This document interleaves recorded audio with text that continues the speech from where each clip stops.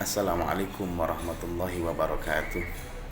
Bismillahirrahmanirrahim. Alhamdulillah wassalatu wassalamu ala Rasulillah wa ala alihi wa ashabihi wa mawalah ma ba'du.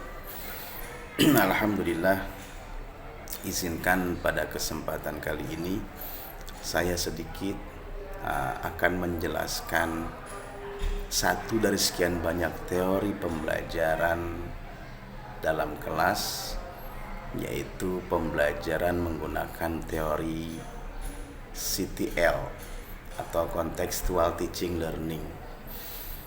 Contextual Teaching Learning yang selanjutnya akan disebut dengan CTL menawarkan sebuah model pembelajaran yang mempertemukan dimensi teoritis dan praktik dalam satu wadah pembelajaran.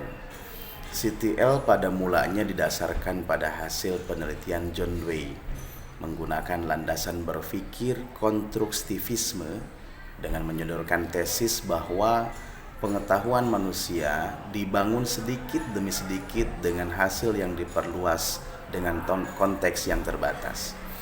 Lalu kemudian CTL menjadi menarik dan banyak digandrungi oleh pendidik akhir-akhir ini, di samping karena telah berhasil mengawinkan dimensi teoritis dengan dimensi praktik. CTL juga berupaya menyulap pembelajaran yang dulunya satu arah menjadi dua arah.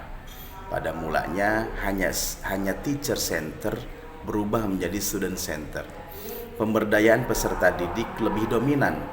Bahkan pendidik hanya mengambil posisi sebagai fasilitator tanpa henti atau reinforcing.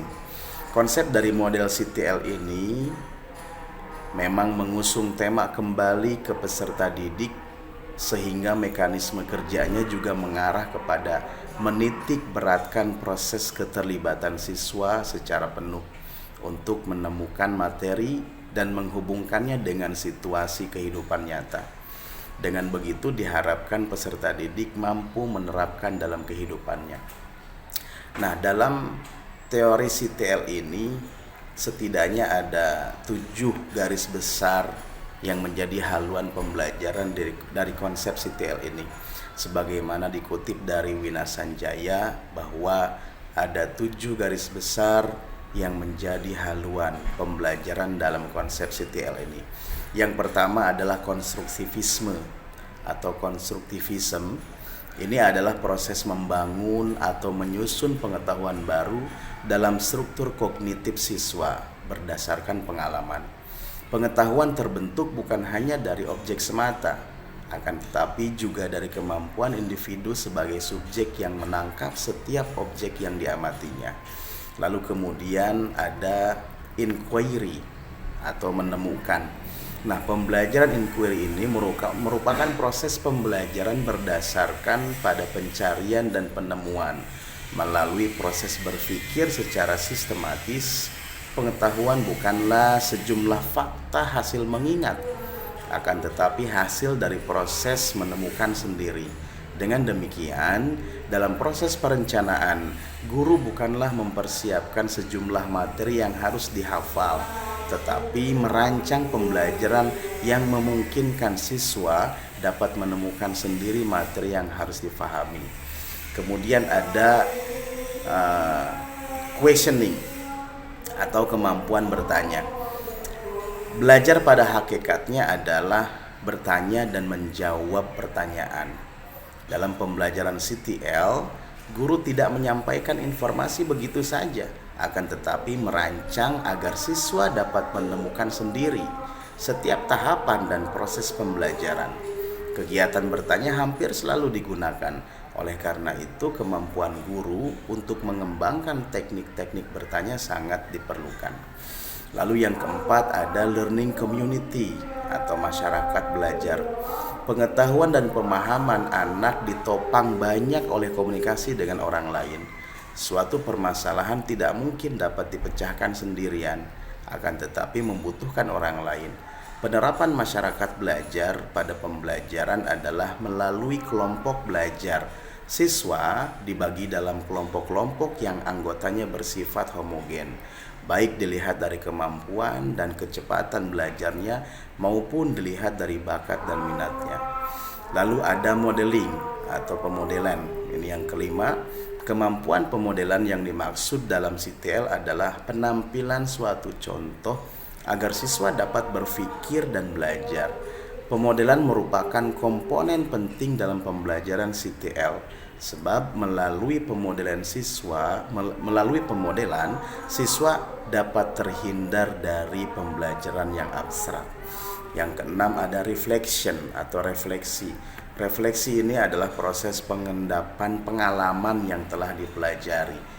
Hal ini dilakukan dengan cara mengingat kembali kejadian atau peristiwa yang sudah terjadi. Dalam proses pembelajaran, setiap akhir dari pembelajaran, guru memberikan kepada siswa untuk mengingat kembali apa yang sudah dipelajari. Dan yang terakhir adalah authentic assessment atau penilaian yang sebenarnya. Penilaian yang sebenarnya adalah sebuah proses yang dilakukan oleh guru untuk mengumpulkan informasi tentang perkembangan belajar siswa. Penilaian ini diperlukan untuk mengetahui apakah siswa benar-benar belajar atau tidak. Penilaian ini dilakukan selama pembelajaran berlangsung. Oleh karena itu, orientasinya diarahkan pada proses belajar. Ini adalah 7 garis besar dalam teori pembelajaran CTL. Lalu bagaimana CTL dalam perspektif pendidikan Islam? Setidaknya ada 5 poin CTL dalam perspektif pendidikan Islam. Yang pertama, kita sangkutkan dengan tarbiyah bil hikmah. Tarbiyah bil hikmah ini adalah sebagai pendidikan Islam kontekstual. Secara definitif, ia menyebutkan bahwa al-hikmah an-nazriyah itu upaya atau proses untuk mengetahui sesuatu yang kemudian dihubungkan kepada Tuhan berdasarkan ketentuan syariat.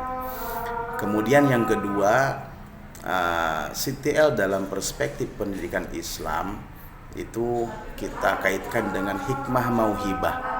Hikmah mauhibah dimaksudkan untuk mensterilkan jiwa dan pikiran sebelum pikiran diberi umpan untuk mencerna sesuatu.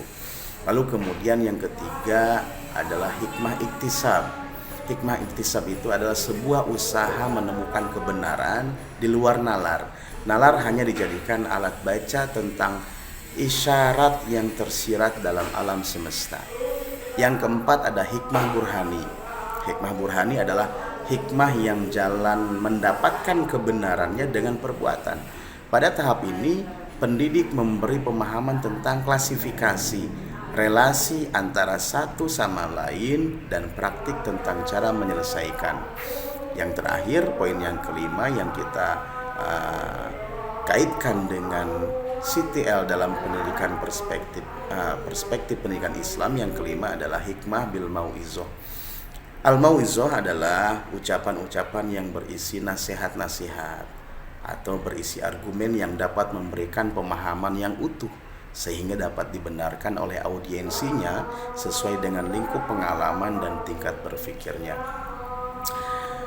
Kesimpulan dalam teori CTL dengan CTL dalam perspektif pendidikan Islam bahwa konsep pendidikan konstektual dalam perspektif pendidikan Islam mengambil term tarbiyah bil hikmah dengan menggambarkan sentralisasi pendidikan dua arah.